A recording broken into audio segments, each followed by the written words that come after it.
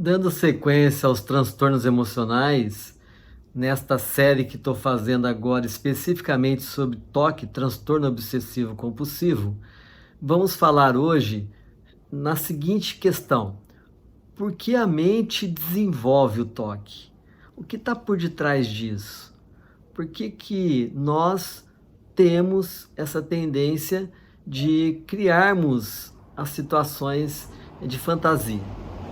É importante entendermos que todo transtorno emocional, ou quase todos os transtornos emocionais, são decorrentes de fatores subjetivos, onde nós vamos construindo esses referenciais ao longo de nossa vida.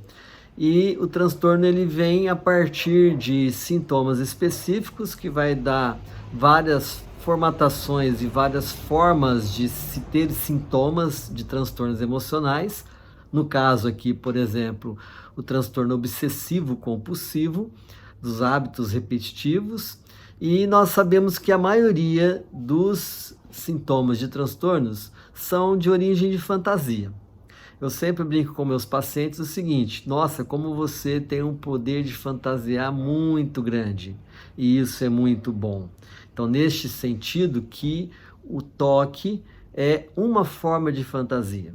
Poucos são os transtornos decorrentes assim de situações congênitas, de situações de raiz da estrutura familiar de DNA, ou ao mesmo tempo de síndromes ou de espectro, por exemplo, os espectros autista, né, que são variados em 3 campos específicos, né, o nosso tema aqui de hoje, mas que traz alguns transtornos decorrentes do espectro ou decorrente de uma síndrome. Mas, no geral, a maioria dos fatores que desenvolve o transtorno é o aspecto subjetivo e fantasioso. Nesse sentido, neste vídeo eu quero apontar 5 elementos que desencadeiam a fantasia para desenvolvimento do TOC. Vamos lá. A culpa é um elemento muito forte para desencadear hábitos e manias que vão remeter ao transtorno obsessivo compulsivo.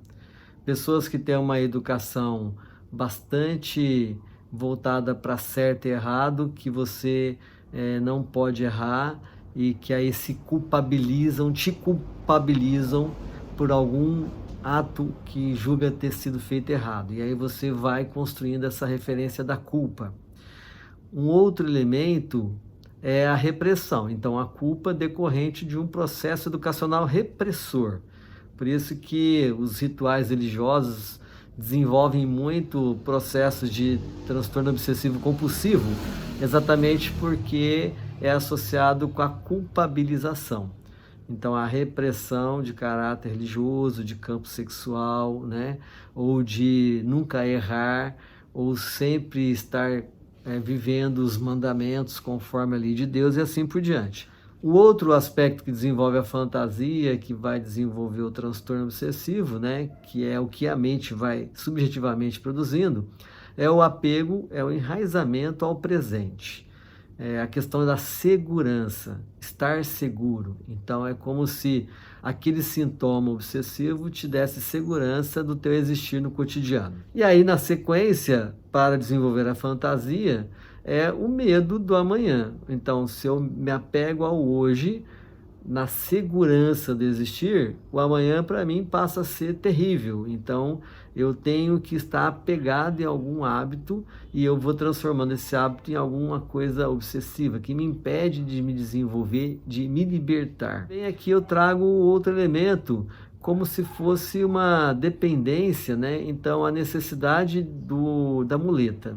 É como uma dependência, né, de uma droga, uma dependência de uma pessoa. O TOC também ele faz com que se dá a sensação à pessoa de que ela tem a segurança do apego, tá vendo? Volta para a questão do apego à realidade, mas a segurança que ela pode caminhar. É como se ela só conseguisse caminhar desenvolvendo esses hábitos obsessivos compulsivos. Então, esses 5 elementos que eu estou trazendo, que aí a gente vai entendendo, que vai fundamentando a questão do sintoma.